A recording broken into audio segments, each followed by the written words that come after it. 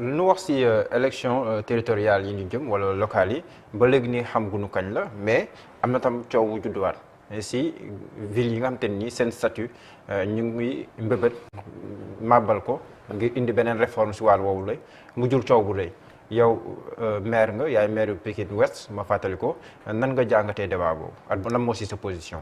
D'abord li ñuy njëkk a leeral mooy dañoo war a remercier le président de la République ci acte 3 de la décentralisation puisque régime bu ci nekk am na son acte mais acte 3 de la décentralisation li mu def dafa maanaam disparité yi nga xamante ne amoon na ci wàllum collectivité territoriale yi président da ko corriger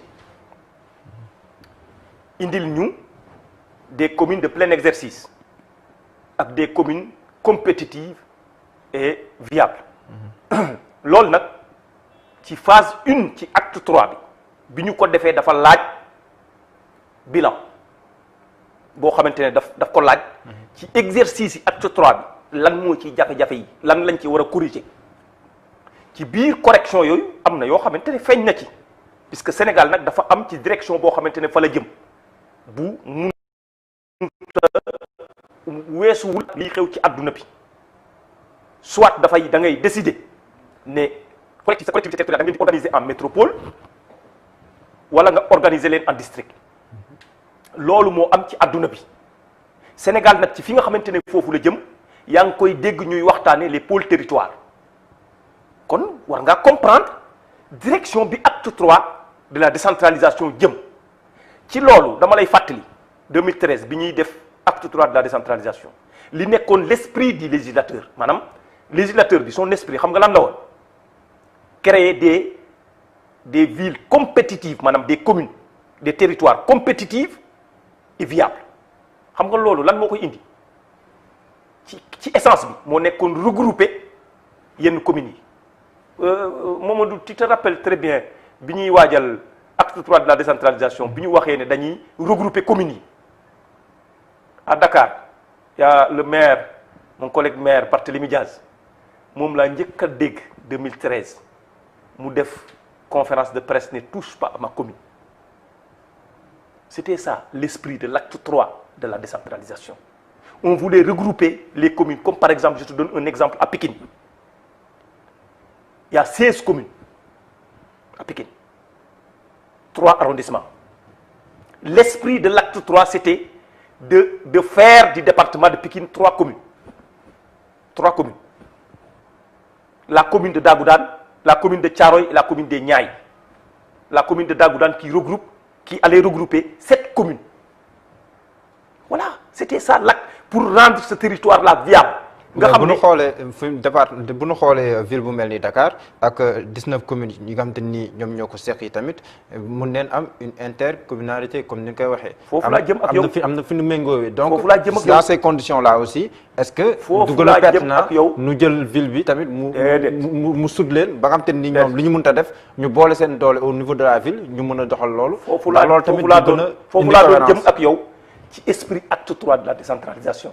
bi ñuy wut pour regrouper les communes 19 communes à Dakar mais ça ne tient sur rien on voulait régler tout simplement un problème politique un problème de coordination les 19 coordinations de Dakar avec le Parti socialiste ñu créer 19 communes c'est une réforme politique pourquoi parfois quand le président Macky Sall fait des réformes on dit que c'est politique et antérieurement il y avait que c'était sur la base politique qu'on avait engagé ces réformes-là ñi nga xamante ne tey am na ñu ci bari ñoo xamante ne maa ngi leen di dégg ñuy wax ne yëfi politique la ville de Dakar.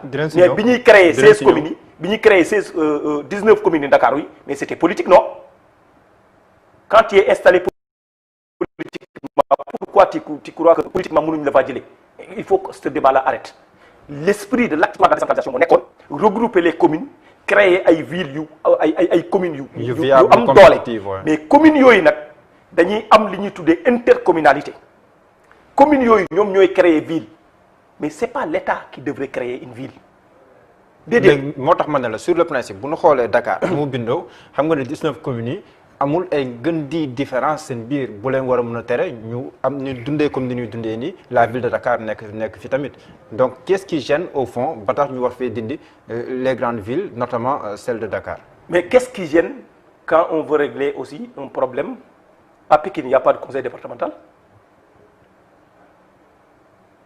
À Dakar, il n'y a pas de conseil départemental. À Guédiawaye, il n'y a pas de conseil départemental. Pourtant, à Rufisque, il y a une ville et un conseil départemental. De même que Thiès. À Thiès, il y a une ville et un conseil départemental. Mais pourquoi maintenant on dit que d'Indifi, quand on enlève la ville, on revient à un conseil départemental? Quelle est la différence? C'est quoi la différence? Il faut maintenant que nous harmoniser sur nos législations. Là, nous harmoniser. Il y a moins de disparité.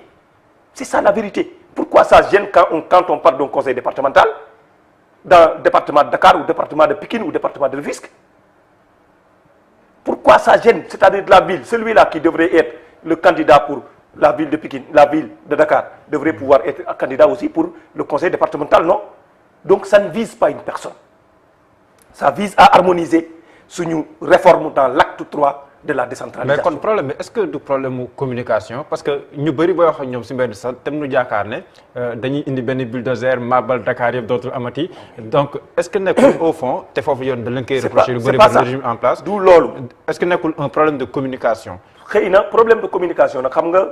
Qui n'est au pouvoir. Il y a un concept depuis Ablaye Wade, problème de communication. Qui n'est au pouvoir, mon règle problème de communication. L'olu tak na sax ba mang lay takine problème de communication durant 7 ans yi nga xamantene président def nako yépp problème de communication nga doon dégg de la majorité présidentielle. Téréwul population bi président communique ak ñom bu baaxa baax puisque 58% d'am. Donc ñun mën nañ ñu jiñ problème de communication. Mais li ñi communiquer la nit ñi ñenn ñi bëggul dégg la minorité. Du la majorité la majorité moy population bi. Minorité bi nga xamantene ñoy jité seeni parti politique.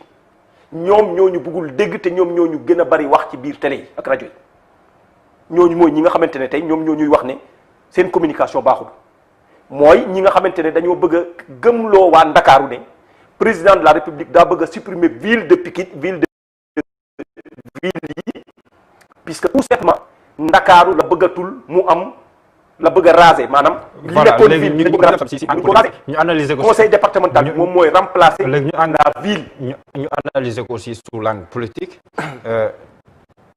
dégg ngeen wax ji Khalifa Sall mom lañ bëgg xex ci Ndakaaru parce que ba légui ni mom mo leen sonn mom mo leen téré nelaw Ndakaaru mom motax ñu engager réforme bi sans réforme c'est politique yaay wax réforme c'est politique donc mun sé jëné li man simple militant de l'Alliance pour la République buñ ma laajoon sama xalaat parti bi